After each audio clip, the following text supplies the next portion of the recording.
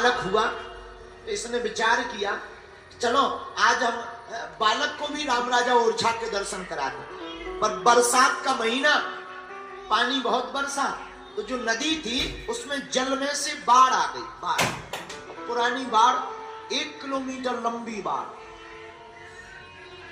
अब इसका भरोसा देखना, लोग इसे पागल कहते ही नहीं थे, ये कई बार आदत और हरकत भी ऐसी करती थी। बालक को हाथ में लेकर राम राजा के दर्शन करने को गई।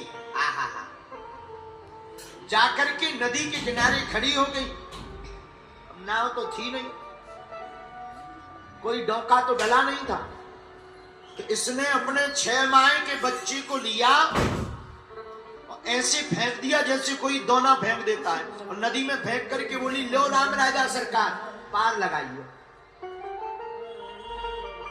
गांव के चराने वाले, गायें चराने वाले सब आंखों से देख रहे थे। इसने पहले बालक को लिया, ऐसे फेंक दिया, ले राम राजा सरकार, बुंदेली भाषा में, टूटी फटी भाषा, लो राम राजा सरकार बच्चा को पार करा दिए। और स्वयं भी नदी के पांव पर के, लो राम राजा सरकार हमें पार कर दिए। और महाराज गांव के लोग बताते हैं कि वो है बालक डूबा नहीं, 1 किलोमीटर के पानी में ऐसे फेंक कर उस पार हो गया जैसे कोई आदमी पत्थर फेंकता है तो पत्थर पानी में उछलता हुआ उस पार चला जाता है। वो बालक भी राम राजा की कृपा से उस पार चला गया।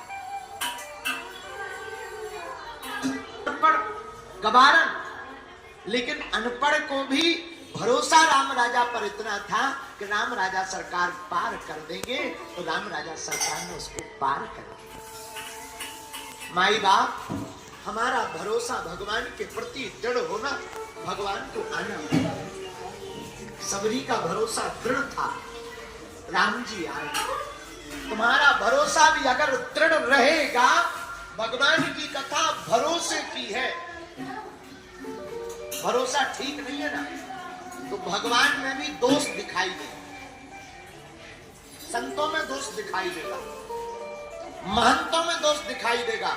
और भैया भरोसा दृढ़ है तो दोष भी तुम्हें गुण जैसे दिखाई पड़े।